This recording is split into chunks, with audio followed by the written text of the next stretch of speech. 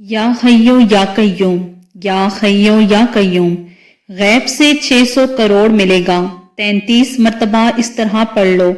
آج جتنی دولت مانگو گے اتنی دولت میرا رب غیب سے عطا فرمائے گا۔ آج جو مانگو گے وہی آپ کو فوراً مل جائے گا۔ صرف ایک نام، یا حیو یا قیوم، یا حیو یا قیوم۔ اس کے ساتھ ساتھ کچھ عمل اور ہیں، کچھ وظائف اور ہیں جو آپ نے ملا کر پڑھ لینے ہیں۔ جس طریقے سے میں بتاؤں گی اسی طریقے سے آج یہ عمل آپ کر لیتے ہیں۔ آپ نے اس عمل کو آج ضرور کر لینا ہے۔ میں نے آپ کو کبھی نہیں مجبور کیا، لیکن آج ہاتھ جوڑ کر کہتی ہوں کہ میرے بتائے ہوئے طریقے کے مطابق اس عمل کو کر لینا، پھر آپ کو مالا مال ہونے سے کوئی نہیں روک سکتا۔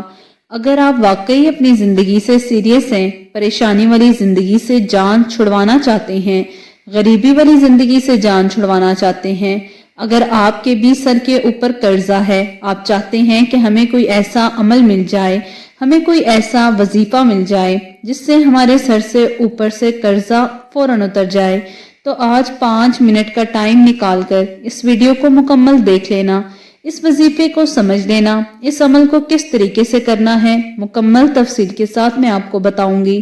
آپ نے اگر اس عمل کو سمجھ لیا، میرے بتائے ہوئے طریقے کے مطابق کر لیا، پھر 100 کروڑ 200 کروڑ جتنی دولت میرے رب سے مانگو گے اتنی دولت میرا رب آپ کو عطا کر دے گا۔ ویڈیو کے اندر میں آپ کو وہ وجوہات، وہ غلطیاں بھی بتاؤں گی جو آپ کے گھروں میں ہوتی ہیں، جس کی وجہ سے آپ کے گھر میں پریشانی ہی پریشانی آ جاتی ہے، بیماری آ جاتی ہے، رزق میں تنگی آ جاتی ہے، رزق کے دروازے بند ہو جاتے ہیں، اور وہ عمل بھی بتاؤں گی جس کو کرنے سے انشاءاللہ تعالی ہر طرح کی پریشانی ختم ہو جائے گی، ہر طرح کی بیماری ختم ہو جائے گی۔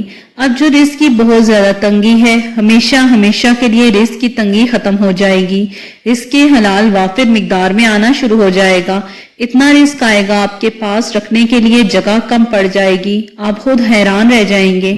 اللہ تعالیٰ نے ہمیں اتنا مالا مال کیسے کر دیا؟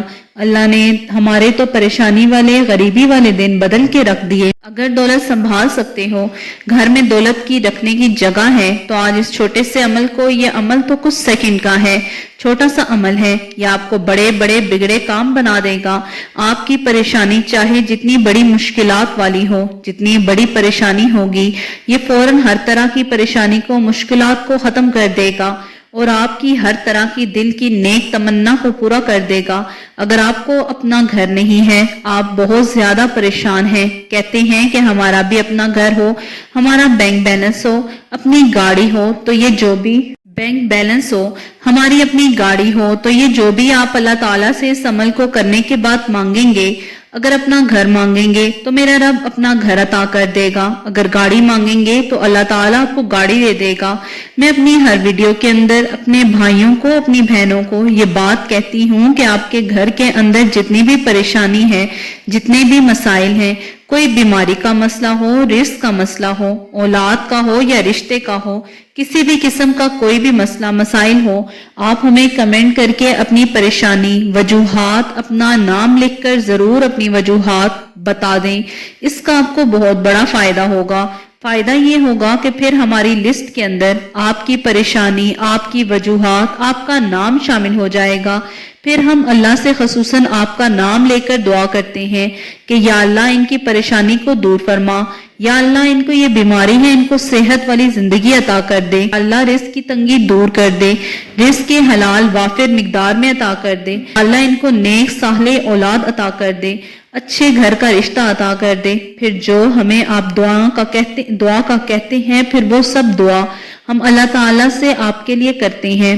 آپ نے صرف ہمیں ایک کمنٹ کر کے بتا دینا ہے، اور میں اپنے بھائیوں اور بہنوں سے چھوٹی سی درخواست کرتی ہوں کہ جلدی جلدی میری ویڈیو کو لائک کر دیں، چینل کو سبسکرائب کر دیں۔ آپ کا تو کچھ بھی نہیں جائے گا، 1 روپیہ بھی نہیں لگے گا، میری حوصلہ افزائی ہو جائے گی۔ میرے حوصلے کے لیے ویڈیو کو لائک کریں، چینل کو سبسکرائب کر لیں۔ آج آپ کسی کا بھلا کریں گے تو کل کو انشاءاللہ آپ کا بھی کوئی ضرور بھلا کرے گا، اور اس عمل کی، اس وظیفے کی اجازت لینا بہت ضروری ہے۔ کچھ میرے بھائی، کچھ میری بہنیں ہمیں کہتی ہیں کہ اجازت کا کیا مطلب ہے، क्यों ज़रूरी है। तो अगर आप मुझे कहेंगे कि मैं इस टॉपिक पर वीडियो बना दूंगी, आपको बता दूंगी कि इजाज़त क्यों ज़रूरी है। इजाज़त सिर्फ उस भाई को है, इस बहन को है जो कमेंट के अंदर अल्लाह ताला के 99 नामों में से एक नाम लिखेगा और इस वीडियो को मुकम्मल देखेगा, कहीं से स्किप ना करें।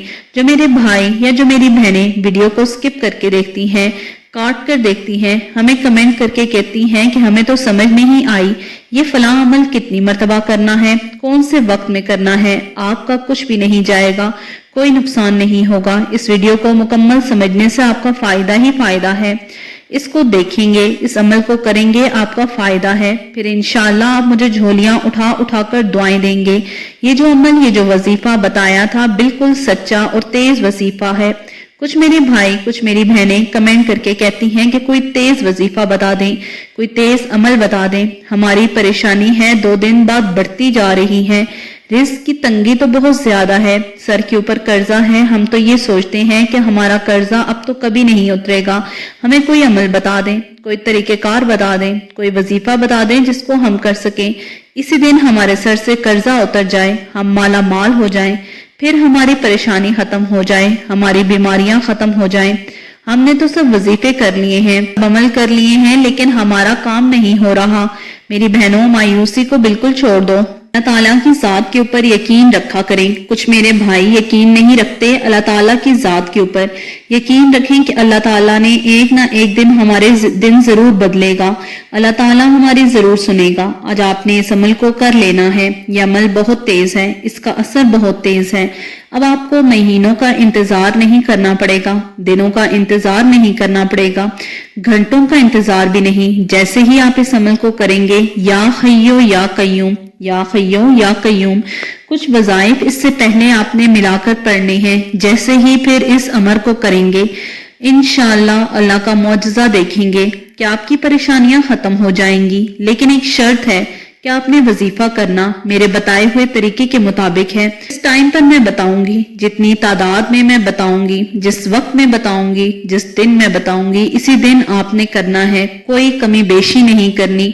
अब मैं बिना वक्त जाया किए आपको वजीफे की तरफ ले चलती हूँ।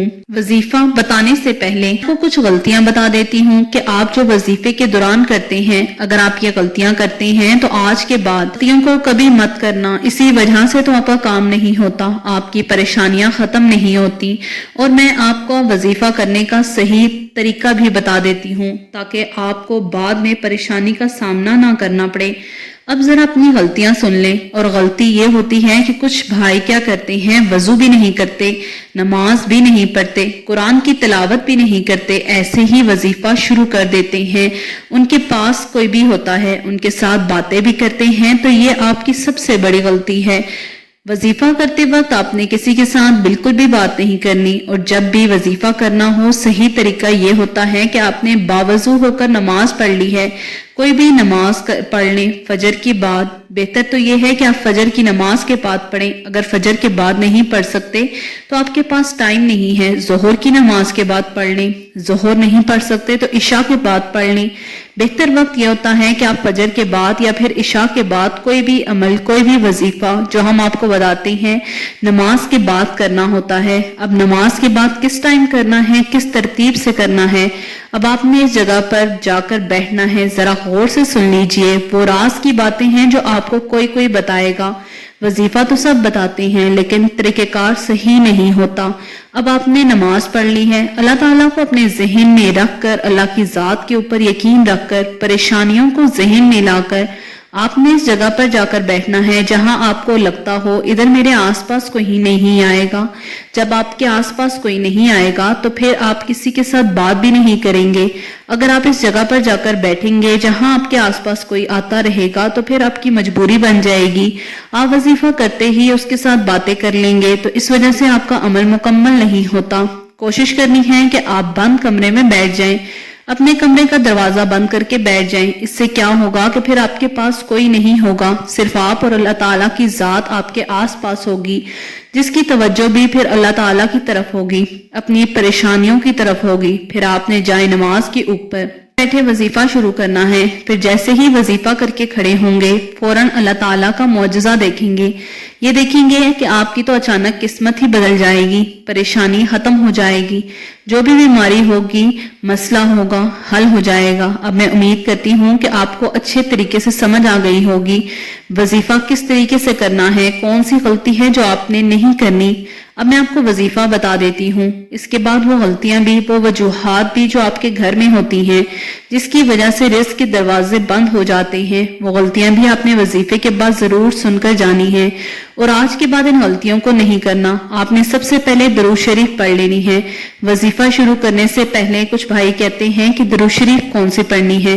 درود شریف تو آپ کوئی بھی پڑھ سکتے ہیں، چاہے آپ نماز والی پڑھ لیں، چاہے آپ صلی اللہ علیہ وآلہ وسلم پڑھ لیں، چاہے آپ درود ابراہیمی پڑھ لیں۔ درود شریف تو ویسے بھی پڑھتے رہا کریں، چلتے پھرتے کاروبار میں، گھر میں، دکان میں، جہاں کہیں بھی آپ بیٹھے ہوں، جہاں کہیں جا رہے ہوں، آ رہے ہوں، چلتے پھرتے کثرت سے پڑھتے رہا کریں۔ اس سے کیا ہوگا کہ اس کے پڑھنے سے آپ کی ویسے ہی ہر طرح کی پریشانی ختم ہو جائے گی، رزق کی حلال وافر مقدار میں آنا شروع ہو جائے گا، برکتیں ہی برکتیں ہو جائیں گی۔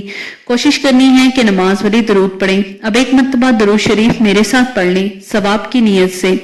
اللہم صلی علی محمد وعلی آل محمد کما صلیت علی ابراہیم وعلی آل ابراہیم انک حمید مجید۔ اللہم بارک علی محمد وعلی آل محمد کما بارکت علی ابراہیم وعلی آل ابراہیم انک حمید مجید۔